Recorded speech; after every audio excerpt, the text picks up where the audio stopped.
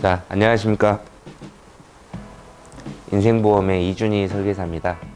오늘은 보험 설계사를 고르는 기준에 대해서 한번 이야기를 해볼 건데요. 보험 설계사를 고르는 기준이라는 게 애매하기도 하고, 내가 만나는 설계사를 어떻게 보고 판단을 해야 될지 처음부터 정해져 있지는 않아요. 어쨌든 고객님들께서는 설계사를 만났을 때 운이 좋아야지만이 오래 갈 수 있다라는 건데, 그 설계사와 관계를 하면서 지켜볼 때 봐야 될 것들, 그런 부분에 대해서 좀 이야기를 해보도록 하겠습니다. 첫 번째, 설계사를 고르는데 봐야 될 부분, 어떤 직종이든 다 비슷하겠지만 그 일에 대해서 얼만큼 성실하게 일을 하느냐에 대한 부분이겠죠. 성실함. 보험 설계사가 성실하지 않다라고 하면 사실 오래 살아남기가 힘듭니다. 매일 반복되는 일상, 매일 많은 고객들을 만나야 되는 일을 하고 있는 게 보험 설계사들이고, 그 반복되는 일정들을 꾸준히 소화해내고 힘들어하지 않고 버텨내야지만이 결국에는 성공할 수 있는 게 보험 설계사 일인데, 사실 처음 보험을 시작하시는 설계사분들께서 제일 어려워하는 부분 중에 하나예요.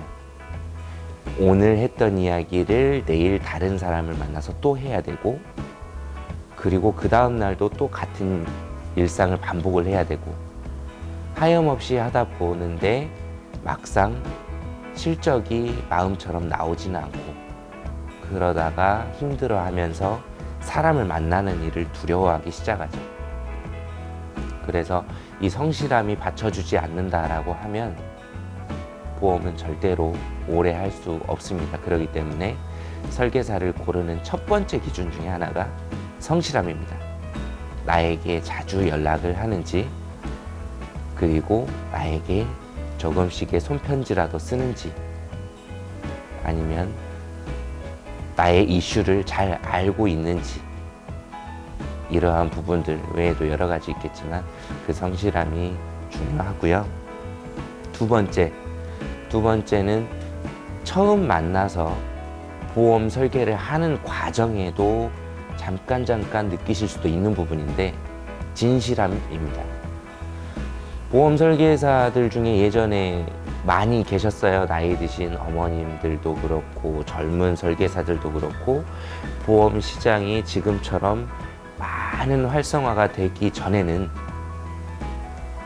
주변에 있는 설계사들과 이야기를 하다가 나도 모르게 친분에 의해서 가입하는 경우가 많았죠. 그런데 그 친분과 정이 섞이다 보니까 설계사가 이거면 돼, 이 정도 하면 돼 라고 이야기했을 때 고민해보지 않고 그 사람을 믿고 가입했다가 낭패를 보는 경우가 많았어요. 시간이 한참 지나고 나서 다른 설계사가 왔을 때, 이 보험이 잘못됐구나. 이 보험은 그 설계사한테 좋은 보험이었지 나에게 좋은 보험이 아니었구나. 나를 위해서 가입시킨 보험이 아니구나 라는 거를 알게 되고, 보험에 대해서 불신을 가지게 되는 경우가 많죠. 일례로 그런 것들이 한창 많았던 것이 변액보험, 변액연금보험, 이런 상품들이 호황기에 있을 때 고객들에게 충분한 설명이 이루어지지 않고 판매가 많이 됐기 때문에 그 후로 보험을 등한시하는 고객들이 많이 생겼어요. 그래서 설계사가 얼만큼 나의 입장에서, 고객의 입장에서 생각을 하고 적절한 보험료를 책정을 해주고, 고객에게 맞는 상품을 추천해주고 보장을 만들어주는지, 그리고 그 과정을 통해서 고객과 얼마만큼 소통을 하고 조율을 해가는지를 보시는 게 중요합니다. 다음으로 전문 지식의 크기가 얼마만큼 되느냐. 사실 보험이라는 게 그냥 상품만 판매하고 끝나는 것이 아니라 고객한테 서비스도 제공을 하고 관리를 해줘야 되고 장기적으로 고객이 불안하지 않게끔 옆에서 도와주는 것도 설계사 업무 영역 중에 하나인데, 아는 지식이 없다라고 하면 고객이 보험금을 청구할 때 이것도 해당합니다. 이런 부분도 고객님은 보험금 지급을 받으실 수 있습니다 라고 안내를 해드려야 돼요. 근데 그런 부분을 모르고 단순하게 보험사에 이제 보험금 청구만 해주는 경우들이 많이 있는데, 고객들이 한 번씩 물어보겠죠. 제 보험금이 이 정도 지급이 됐는데 맞게 지급이 된 건가요? 얼마가 지급됐는지 확인해 보지도 않고 잘 들어갔습니다 라고 끝내는 경우가 종종 보였죠, 주변에서 볼 때. 그런데 과연 그게 제대로 들어갔을까? 제대로 안 들어갔을 가능성도 있지 않을까?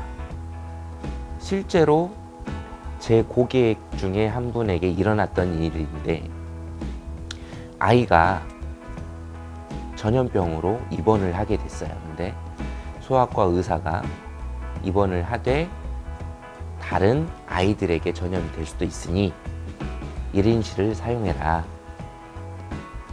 그렇게 해서 본인의 선택이 아닌 의사가 지정해준 1인실로 가서 입원을 했죠.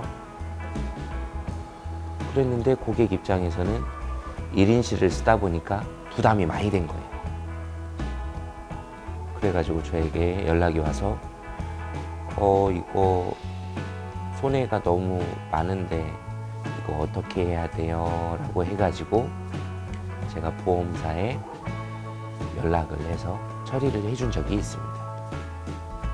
그렇듯이 고객과 소통을 하고 고객을 관리하는 과정에서 설계사가 지식이 없다라고 하면 결국에 그 손해는 고객들이 다 떠안아야 돼요. 그런데 고객분들은 그런 부분을 모르죠. 어떻게 더 받아내야 되는지, 어떻게 해당되는 내용들이 있는지, 결국에는 설계사의 지식의 크기에 따라서 고객들이 받을 수 있는 혜택은 늘어날 수도 있고 줄어들 수도 있다라는 이야기입니다.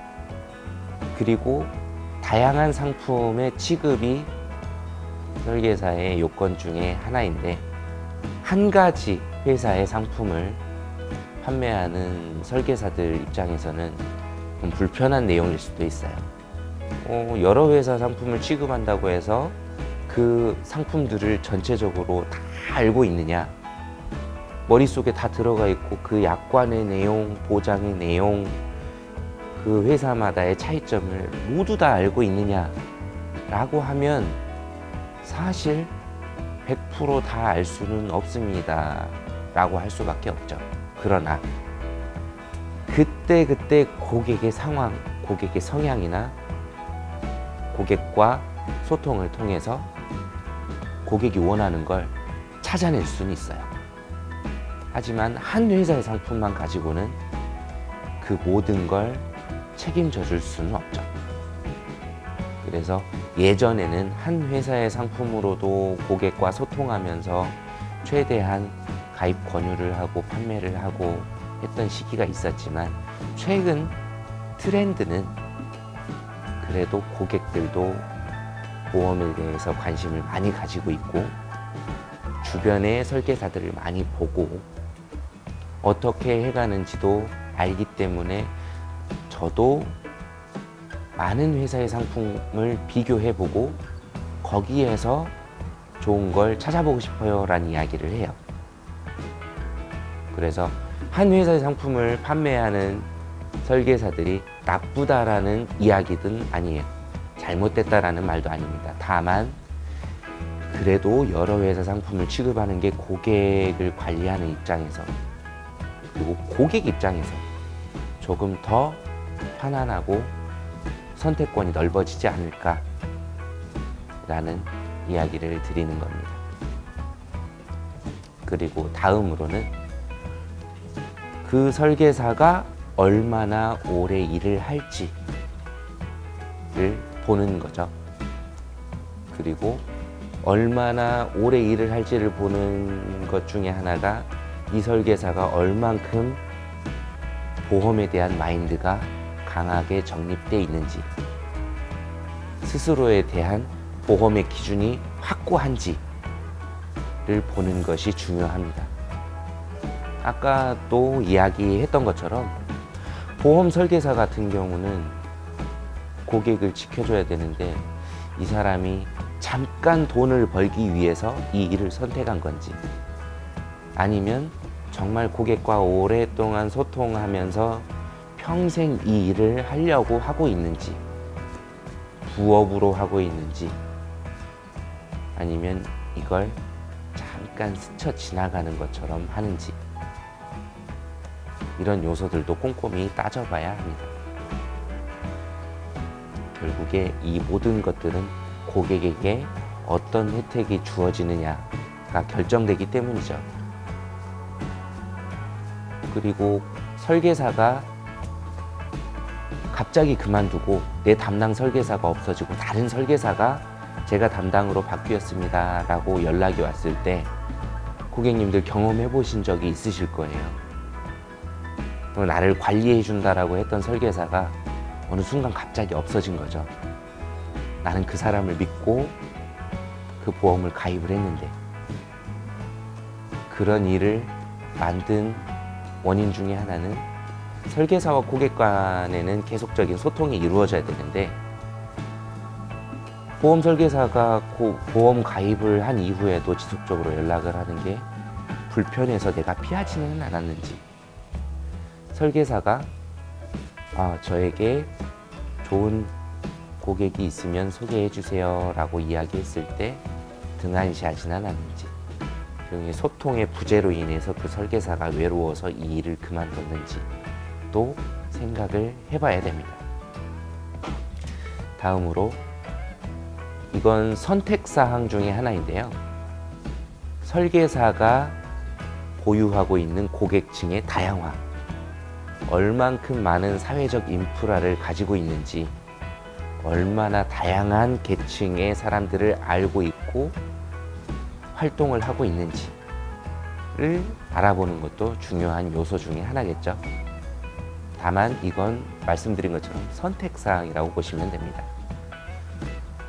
내가 가지고 있지 않은 방대한 인프라를 가지고 있는 사람, 그런 설계사가 옆에 있다라고 하면 무언가 내가 도움이 필요할 때 그 설계사 한 사람을 통해서 이런 사람이 한 명 필요한데 혹시 주변에 있을까요? 요청했을 때 바로바로 연결을 해주고 설계사를 통해서 혜택을 받는 그런 일들이 많이 일어날 수도 있기 때문에 설계사가 가지고 있는 인적 네트워크, 그런 것도 중요하게 볼 수 있겠죠. 자, 오늘은 보험 설계사를 고르는 기준에 대해서 이야기를 해봤는데요. 사실상 내 주변에 있는 설계사가 가장 좋은 설계사고 가장 오래 볼 수 있는 설계사일 겁니다. 다만 그렇지 않은 상황에 있다라고 하면 지금 당장 설계사에게 전화해서 왜 저를 챙겨주지 않으세요? 라고 한번 여쭤보세요. 그러면 그 설계사도 다시 고객님과 가까워지려고 노력을 할 수도 있을 겁니다. 그렇게 설계사와 고객 간의 관계가 두터워질수록 고객님은 그 설계사로부터 좋은 관리를 받고 앞으로 안정적인 보험을 유지할 수 있게 되는 비결이 되는 거죠. 오늘은 여기까지 하고 다음에 또 찾아뵙도록 하겠습니다. 감사합니다.